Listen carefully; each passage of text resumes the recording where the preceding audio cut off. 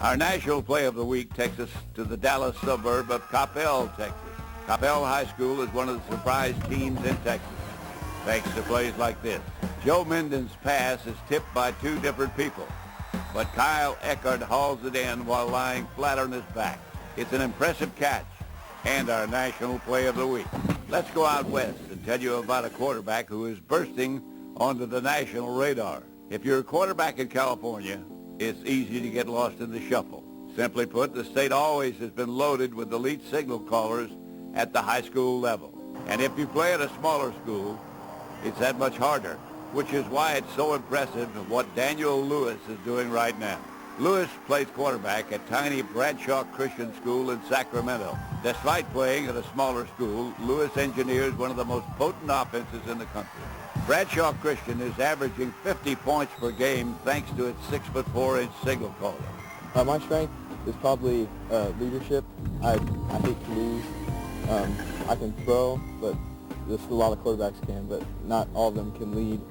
So leadership is probably one of my strong points. Lewis is starting to get noticed by some big-time programs. It helps that he spent part of his summer at Steve Clarkson's quarterback camp in Santa Barbara, where he competed against some of the best quarterbacks in the country.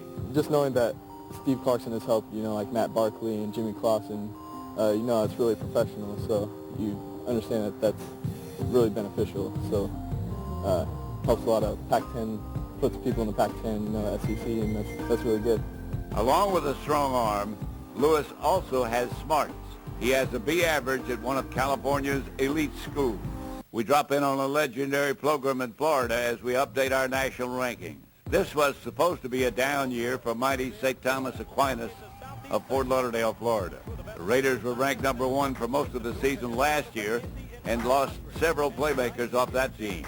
But at Aquinas, you don't rebuild, you simply reload. And that's what the Raiders have done this season. Aquinas has sprinted off to a 6-0 start. Among those wins was a victory over Dallas Skyline at Cowboys Stadium and another win over Camden County, North Carolina on national TV.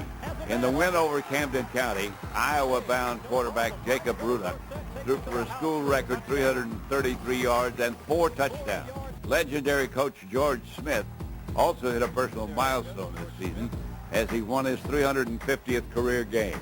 Aquinas was upset in the Florida State playoffs last season, but this year's band of Raiders is determined not to let that happen again. Here's a look at the rest of the top 10.